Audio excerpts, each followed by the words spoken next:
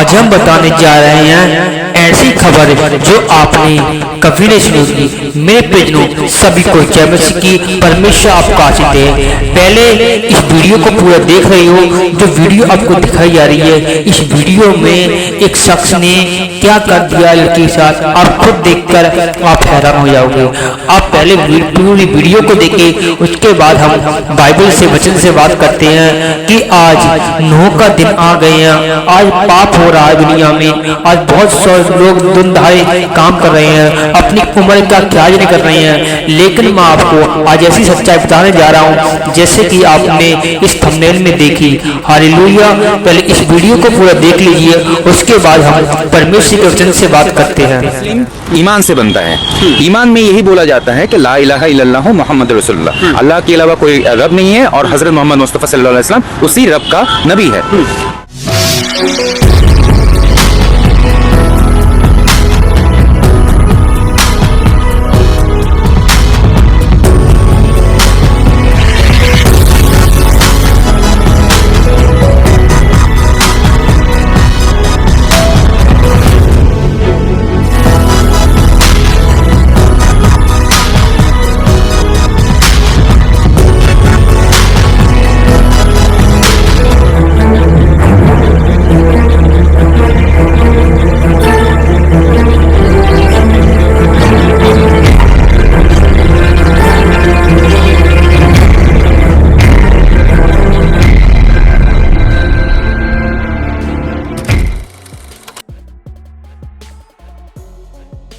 Hallelujah. सभी को जय मसीह की। जैसे कि आपने वीडियो क्लिप को पूरा देख लिया है और जैसे कि आपने देखा इस बाबा की करतूतें देखी और इस जो बुजुर्ग अपने उम्र का ख्याल नहीं कर रहा है, कैसे नाप ले रहा है दर्जी का।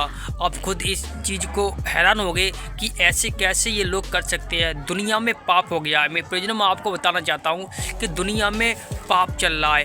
और जैसे कि नूह के दिन थे उस दुनिया में और लोग पाप कर रहे थे खुल्लम खुल्ला, कुछ भी नहीं देख रहे थे। लेकिन मैं आपको बताता हूँ कि परमेश्वर वचन कहता है कि पाप की मजदूरी मौत होती है, मृत्यु होती है। आज मैं आपको कुछ चीज़ें ऐसे बताने जा रहा हूँ जैसे कि आप हैरान हो जाओगे। मैं आपको वचन से बात करूँगा, खुदावन का वचन क्या कहता है। हालेलुया। तो हम पढ़ते जैसे कि लूका अध्याय उसके 5 अध्याय उसके 32 आयत को पढ़ते तो लिखा है, मैं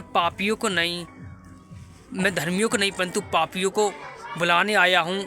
परमेश्वर धर्मियों को नहीं परंतु पापियों को। जो लोग दिखाते हैं कि धर्मी लोग, जो सोचते हैं कि हम धर्मी हैं, हमने कोई गलत काम नहीं किया है।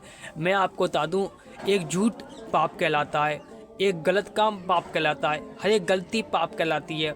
आपको पता है पाप से तो हम जन्मे ही हैं, लेकिन आपको इस बात का ध्यान रखना चाहिए कि परमेश्वर पाप का साथ नहीं देता। हालेलुया। जैसे कि इस वीडियो में खुल्लम खुल्ला ये हो रही हैं, ऐसे आप खुद देख के हैरान हो जाओगे कि इस बूढ़े ने ऐसी दुर्घटना कर दी कि आप सबसे ज़्यादा हैरान हो गए। हालेलुया। क्योंकि इन्होंने अपना खुद का वैल्यू नहीं देखी कि कैसे नाप लेते कैसे नहीं, लेकिन इस बात का फ़ायदा लोग उठाते हैं। लेकिन मैं आपको बता दूँ, जो बहन है हमारी, जो बहनें हैं, उनसे मैं कहना चाहता हूँ कि आप हमेशा एक बहन के ही पास जाएं, ऐसे लड़कों के ऐसे पास कभी ना जाएं ताकि वो आपको देखकर गलत संगति कर सके। हालेलुया।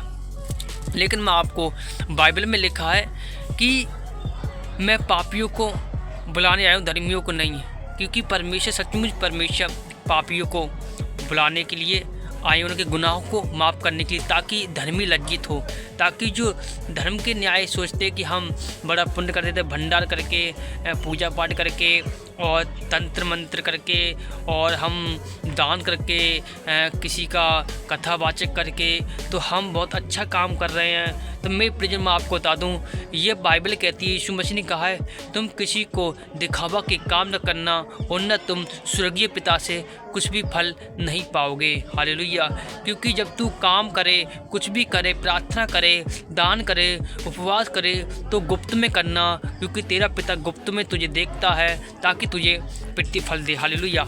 अब मैं आपको बताना चाहता हूँ, जैसे कि आप जानते हो कि परमेश्वर गुप्त है, परमेश्वर हमें दिखाई नहीं दे सकता, लेकिन जैसे कि आज नूह के दिन के समान पाप हो रहा है। जैसे कि नूह के दिनों में पाप हो रहा था, व्यभिचार होता, गंदी बातें हो रही थी और खुल्लम खुल्ला भाई भाई के, बहन बहन के, माता भाई सब तरह के खुल्लम खुल्ला पाप हो रहा था, क्योंकि परमेश्वर उन्हें नज़र नहीं आ रहा था, क्योंकि उनकी आंखों पर पाप की पलटी शैतान ने चढ़ा दी। हालेलुया। मैं आपको बता दूँ, शैतान बड़ा चालू है।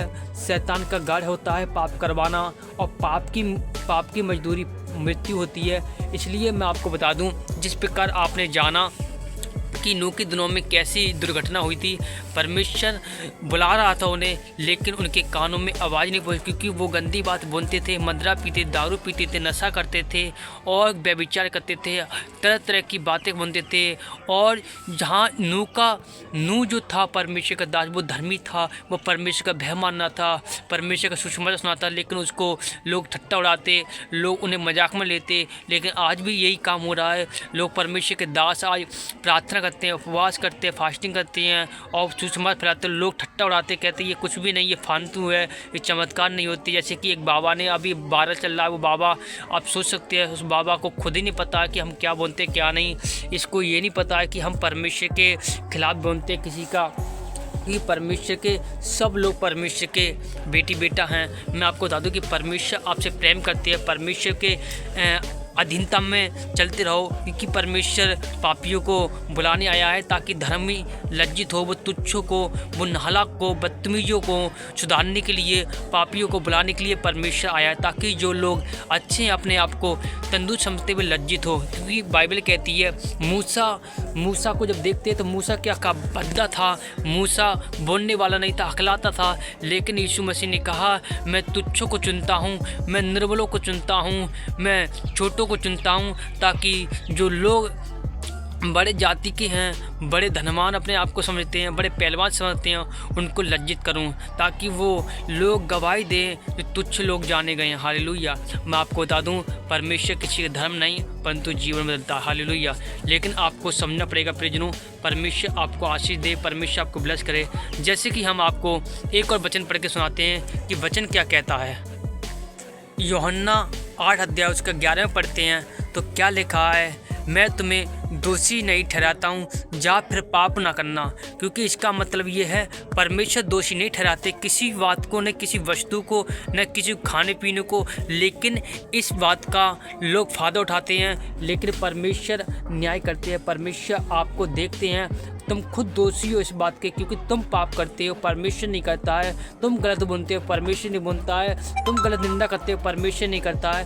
परमेश्वर केवल बचाना चाहता है। वो तो कहता है तुम एक दूसरे के लिए प्रार्थना करो, एक दूसरे की दुआ विनती करो, एक दूसरे के लिए प्रार्थना करके एक दूसरे के लिए उसको संगति मिलाओ, अच्छी बातें सिखाओ, सुसमाचार बोलना सिखाओ, उसे कैसे प्रार्थना करने सिखाओ, क्योंकि परमेश्वर का राज निकट है। मन फिराओ, परमेश्वर का राज निकट है, क्योंकि पहला सुसमाचार यीशु मसीह ने यही फैलाया कि मन फिराओ, स्वर्ग का राज निकट है, क्योंकि यीशु मसीह दोबारा आने वाला है। इस पृथ्वी पर पाप बहुत बढ़ गया है।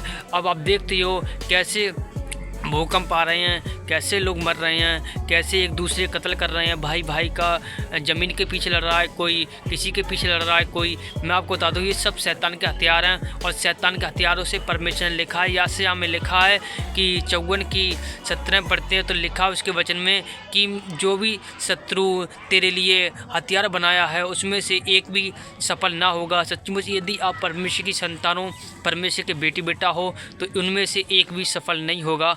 आपको केवल विश्वास करना है, विश्वास ही आपको बढ़ा सकता है। क्योंकि बाइबल कहती है, जब पढ़ते कुरिन्थियों में लिखा है 1 अध्याय उसके 33 में 1 अध्याय उसके 19 को आयत को पढ़ते तो लिखा है, तू अपने विश्वास को और अच्छे विवेक को थामे रहे, कहीं ऐसा ना हो कि जहाज रूपी डूब जाए। हालेलुया। इसका मतलब परमेश्वर पर जो विश्वास है वो खड़े रहना चाहिए हमारा, कि कितना भी संकट आना चाहिए, कितना भी मुसीबत आनी चाहिए, लेकिन हम आपको बता दें कि संकट हमेशा इसलिए नहीं आता कि हम गिर जाएं। संकट इसलिए आता है ताकि हमारी गवाही बने, ताकि हम परमेश्वर की महिमा करें। अगर संकट नहीं आता तो हम परमेश्वर की महिमा नहीं करते। हालेलुया। क्योंकि आपके जीवन में गवाही नहीं बनती। अगर आपके ऊपर बच्चा नहीं है, ब्लेसिंग नहीं है, कोई भी बात आपके जीवन में नहीं है, तो आपको समझना पड़ेगा कि मेरे जीवन में बड़ा होने वाला है। आपको विश्वास दिखाना पड़ेगा, अपने मन की रक्षा करनी पड़ेगी। आपको खुद कहना पड़ेगा, परमेश्वर मुझे तूने चुना है, मैं तेरा बेटा हूँ, मैं तेरी बेटी हूँ,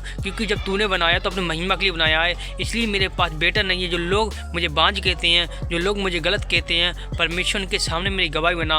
अगर आप हन्ना की तरह जाओगे, अपने परमेश्वर के पास जाओगे, सच्चे परमेश्वर के पास जाओगे, तो परमेश्वर कहता है मैं प्रभु का प्रभु, मैं यहोवा का यहोवा, संतान उत्पन्न करने वाला परमेश्वर हूँ। मेरे लिए कुछ भी काम असंभव नहीं है, मैं सबको दे दूँगा। तू मुझ पर विश्वास कर, विश्वास करेगी तो परमेश्वर की महिमा को देखेगी। मेरे प्रियजनों, मैं आपको बता दूं कि परमेश्वर न्याय करने वाला है। परमेश्वर आपको आशीष दे। सभी को जय मसीह की। हमारे चैनल नए हो, चैनल को सब्सक्राइब कर दीजिए। सभी को जय मसीह की।